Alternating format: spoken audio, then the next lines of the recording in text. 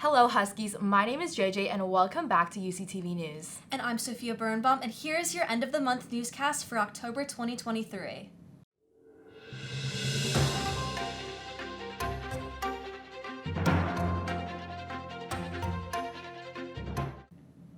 Starting out with some recent campus news, UConn's Month of Discovery has been a month full of events, and the Worth Institute recently hosted the Experience Innovation Expo last Monday, October 3rd, in the Student Union Ballroom. This expo brought together many UConn programs, resources, and activities that promote innovation, entrepreneurship, and creativity. Some of the programs that attended were OPIM Innovate, Hack UConn, Get Seated, and Hillside Ventures.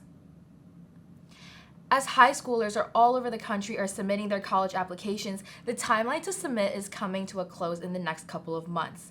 The Director of Undergraduate Admissions, Vern Granger, and Chief Diversity Officer of UConn Health, Jeffrey Hines, opened up an educational session and town hall to discuss the Supreme Court ruling on affirmative action in college admissions and how it may or may not affect UConn admissions. The town hall presentation mentioned that this court ruling says there will be no direct consideration of race in evaluation and selection, but that they can consider the applicant's lived experiences. This will not affect future data reports regarding the incoming class population and dynamic. The Dodd Center is holding a summit for human rights and the global assault on democracy from October 25th to the 27th. This will include a series of high-profile lectures, practical workshops, and roundtable discussions to bring together an innovative community of students, activists, scholars, policymakers, artists, and leaders from around the globe. Attendees will be encouraged to share insights, build relationships, and inspire action. The Department of Animal Science and UConn Block and Brittle Club recently hosted their annual Little Eye Livestock Show, where students enrolled in the Introduction to Animal Science course showed off their training from the fall semester. Here is UCTV News reporter Meryl Tarpinian at Horse Barn Hill Road. I'm up on Horse Barn Hill today for UConn's 94th annual Little Livestock Show.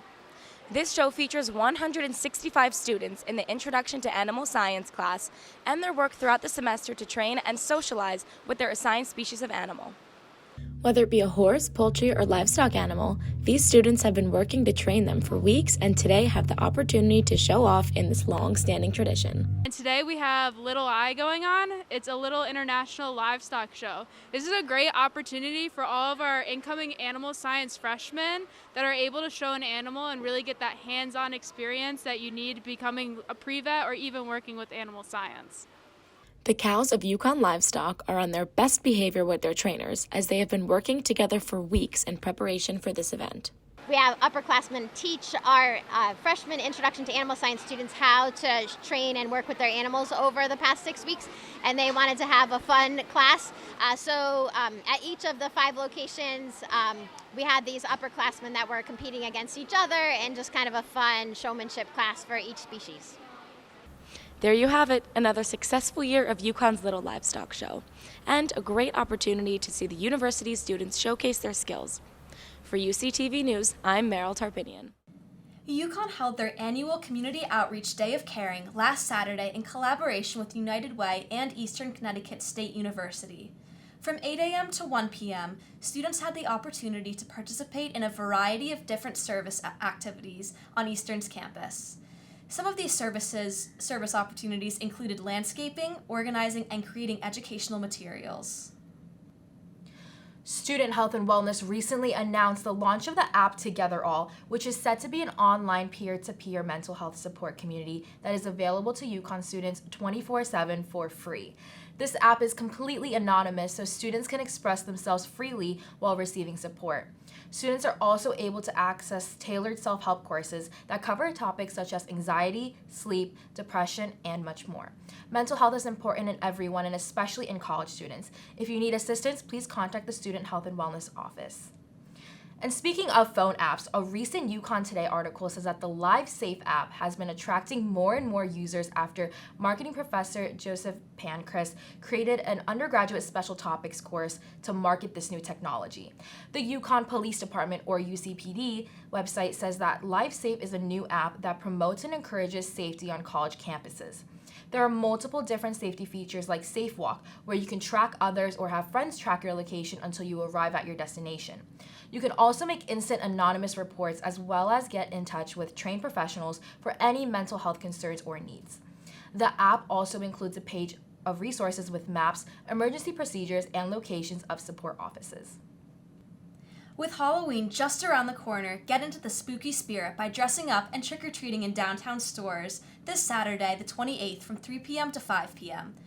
Participating businesses will be handing out candy, and it's free of charge. And if your sweet tooth isn't quite satisfied after that, make sure to stop by the Student Union on Halloween Day, anytime from 12 p.m. to 4 p.m. for some more trick-or-treating.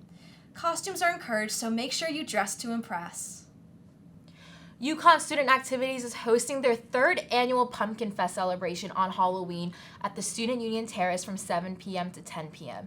This Halloween event celebrates Halloween on campus with food trucks, tarot readings, and hundreds of pumpkins. Major Events and Programs is also hosting a pumpkin carving event prior to Pumpkin Fest on Friday, October 27th in the Student Union Room 304, Section A and B. Come carve a pumpkin that will be displayed along hundreds of others at the festival.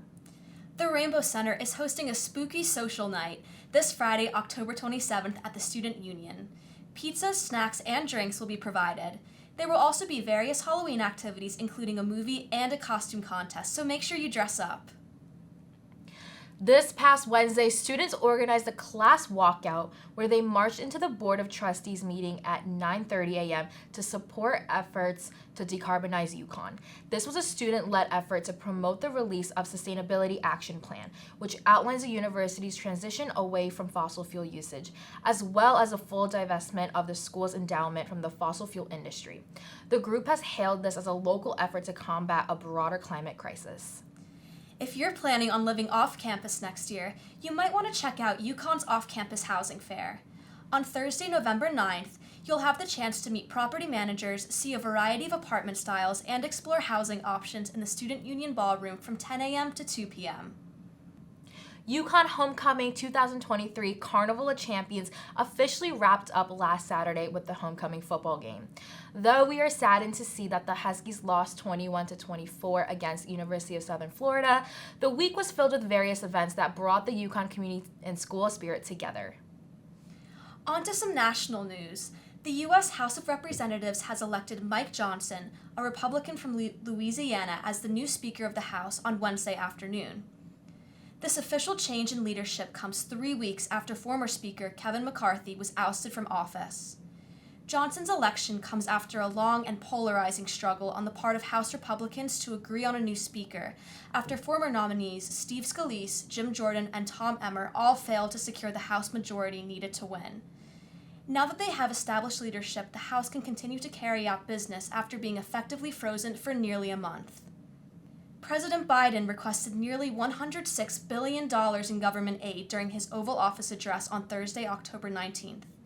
He stated that the money will go towards funding Ukraine, Israel, and operations along the U.S. southern border, as well as countering China in the Indo-Pacific. Biden's request is being met with resistance from Republican lawmakers who want to rein in on government spending, especially when it comes to foreign aid.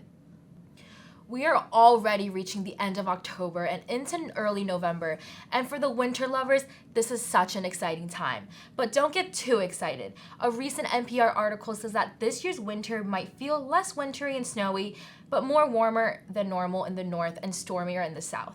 The officials at the National Oceanic and Atmospheric Administration says that this is all due to a strong El Nino this year.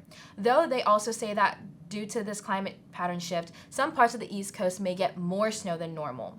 Well, we'll just have to wait and see how much snowfall we get just this year. That's all for our end of October newscast. Happy early Halloween and have a good rest of your weekend, Huskies.